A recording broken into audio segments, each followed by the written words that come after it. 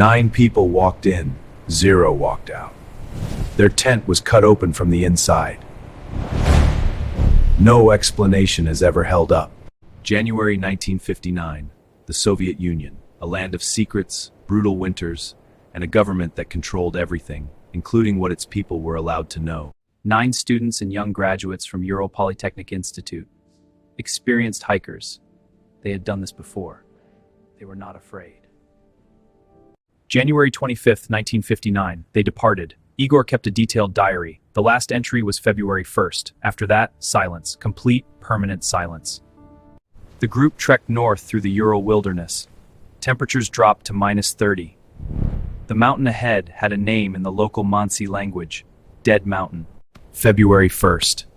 Igor chose to camp on the exposed mountain slope rather than the sheltered tree line below.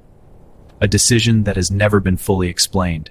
26 days later, rescuers found the tent, slashed open from the inside.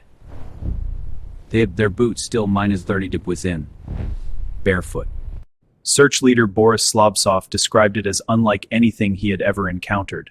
The camp looked abandoned in absolute panic, completely silent. And yet, footprints led down the slope.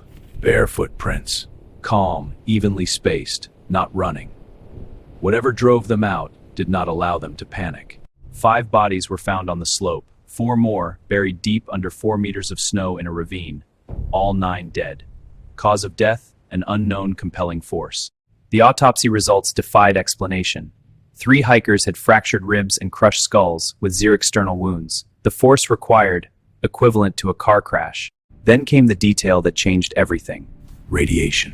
Significant levels detected on multiple items of clothing. In a remote mountain wilderness in 1959. One female hiker, Ludmila Dubanina, found kneeling in the ravine, her eyes missing, her tongue completely removed. No surgical tool marks, no explanation.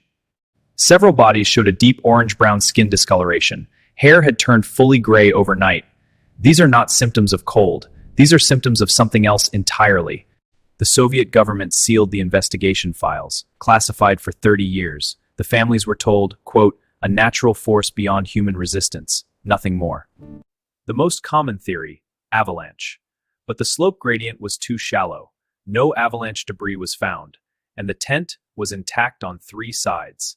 Theory 2, Soviet military weapons testing. The Ural region was active with secret programs, radiation on clothing, internal injuries. The timeline fits perfectly. Theory 3, infrasound. Wind passing over the mountain at specific frequency creates unbearable panic in humans. Involuntary, uncontrollable.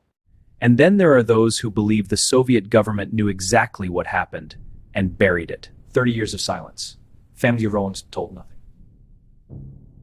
65 years later, the mountain stands unchanged. 9 names, remembered. What happened on Light Never Be Known.